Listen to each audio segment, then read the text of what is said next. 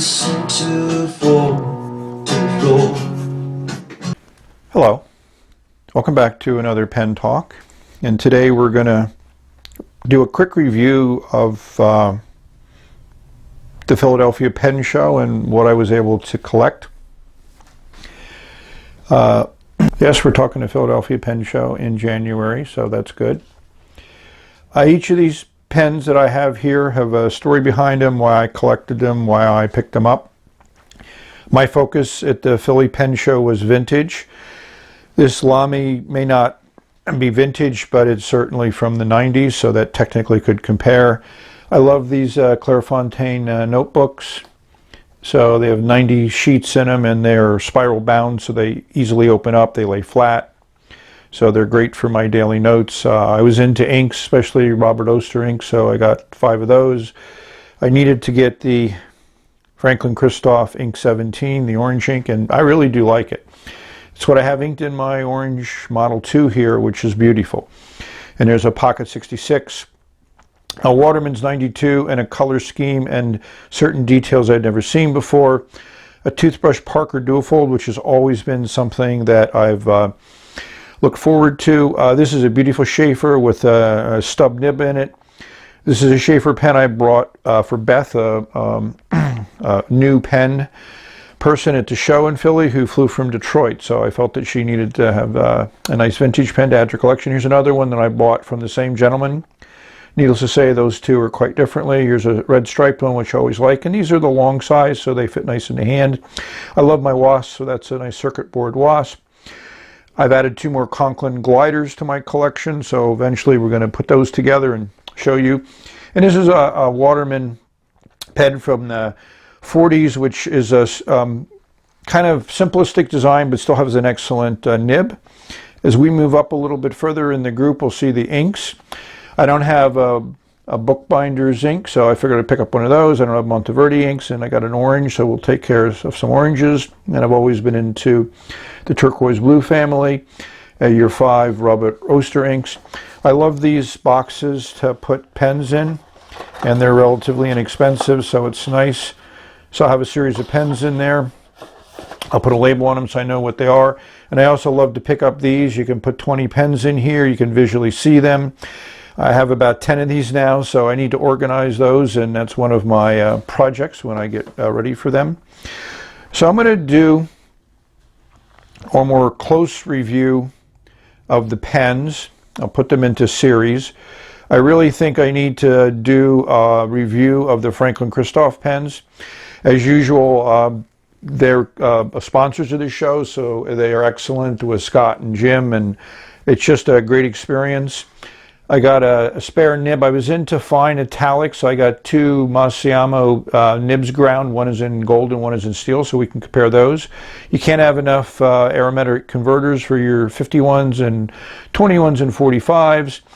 So that's kind of the gist here. So the theme, there was a Schaefer theme here because we have 5 Schaefers in that variety, and like I said, these 2 pens I couldn't pass up because, you know, I look at what I've been able to collect, and there were a lot of first-time dealers at the show, so they had some collections which have not been picked over too much, but needless to say, some of these have some challenges with them, but hopefully with some patience on my end and some, you know, appreciations of what the pens are, I'll get them all in working order. So the pen show, as usual, was extremely good and interesting for me. I try to go with the theme. This year's theme was vintage, and it happened to work out well. I brought pens down to be restored, but unfortunately there were none of the typical pen restorers at the show. There was a little bit of a different grouping. Apparently there's some discussions about the show and the fact that there was a snowstorm a couple years. But I thought the turnout was great on Saturday and Sunday, so that was nice. Hopefully all the dealers did well and enjoyed the show, and we'll be back next year. So as I mentioned, I'm going to go into detail on all these, so I think we'll leave you with why I picked this up. There's a gentleman there selling some of his collection and some of other people's collections, and this is a pen that I have another model of this one, but I've always wanted this one. So this is the Persona in black titanium. This is a newer model than the one I have now because it has the little knob on the clip here. You know, that beautiful spring clip. I just think this is an iconic design, you know, in the same vein as the Lamy 2000. So I'm glad to have added this to my collection, and we'll be doing a review on this in detail a little bit later on. So it's a little bit of taste of what's at the show. I figured I'd get this out now so you could enjoy some of the things. And I find that this orange in this ice is just phenomenal. I don't have an O2. This is my first O2, and it's a beautifully designed pen, extremely functional, feels good in the hand. I love it. And the Pocket 66 is also a pen that I like the 66 model, but I think the Pocket really is a nicer size from my viewpoint. Plenty of ink here as an eyedropper. This doesn't take a converter.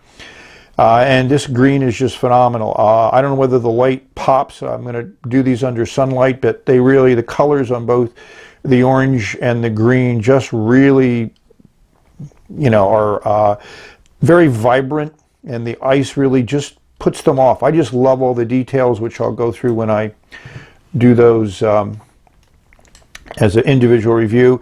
And this is a finish on this is actually a 92. Clip is a little bit different, and this is something I don't have, so I thought that was nice. Toothbrush, I got a barrel in the Washington show, but now I got a complete pen, and this will be restored. The challenge on this one was I can't get any ink flow through the nib and feed, so I'm working on that.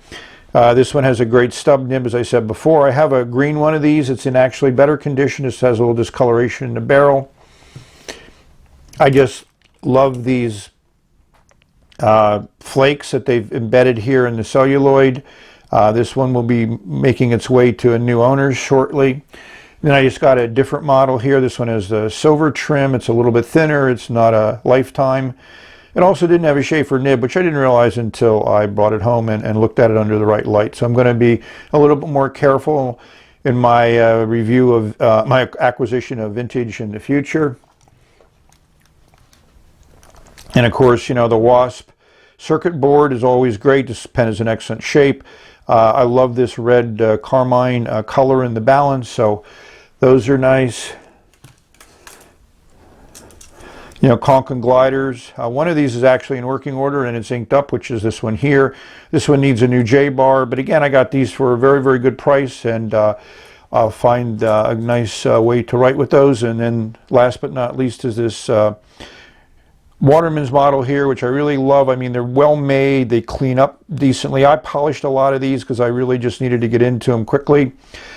Beautiful nib on this pen, you know, and as you use it in the show, you know, it has a medium flex to it, so that's nice. So that'll add it to it. I have one of these in burgundy. Now I have one in black. So quick run by. As usual, I encourage everybody to get to a show if they can. I know that's not always logistically possible and there's not shows convenient for you, but if you have an opportunity, I treat it like a vacation and just enjoy it tremendously. So enjoy all your writing experiences. Look forward to some detailed reviews on my frequent acquisitions, inks and pens. Right on. Bye.